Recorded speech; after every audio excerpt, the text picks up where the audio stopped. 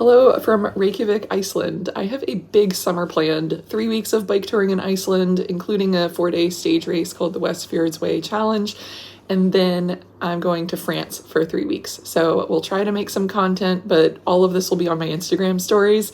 If you want to follow along, this video is just to drop some information about the Reykjavik airport and travel, especially if you're traveling with a bike. So I'm halfway through a 24-hour waiting period for my bike. Send me some good vibes that it arrives when Air Canada says it will, which is early tomorrow morning. I took a $30, $28 bus from the Keflavik airport to Reykjavik. It took about 45 minutes. I just bought the ticket in the airport and I found this hotel. It's R13. I love it. I mean, I'm definitely not an expert on Reykjavik, but it's exactly what I needed, and they have a little kitchen. So I'm drinking a tea. I'm about to go on a walk, but really quick, here's a couple things I wish I knew. While I'm here, I'm using an AirAlo eSIM card, which I hadn't done before, and I had it all set up, ready to go, but for some reason it did not like the Wi-Fi signal in the airport. So once I got onto the bus, that Wi-Fi worked, and it worked great. If you get a 403 error, that's what I would try. I went outside to the bike pit and saw someone assembling their bike. I noticed that there was a whole pile of boxes, so that's cool. You definitely can't bank on these being here when you roll up and need to pack your bike, but if you got there early, you could check. And these gray bike lockers are medium, large, extra large. Definitely not big enough to hold a bike box, but they could hold a large duffel bag.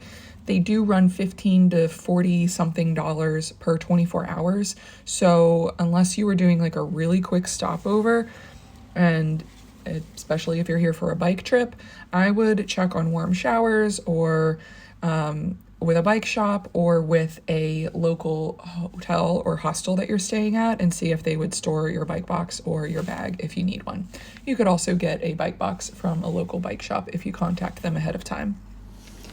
One other thing, if you want to do the Blue Lagoon touristy thing, I hear it's really cool and it's a really easy thing to do on a stopover or on your way to and from the airport, but reserve it ahead of time if you want to do that, because it was sold out when I asked about it today.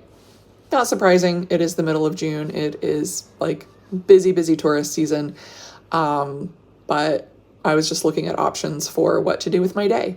I ended up getting a hotel room and taking a nap because I was extremely tired. And it doesn't really get dark here, so I could walk around as late as I want tonight. So here we go.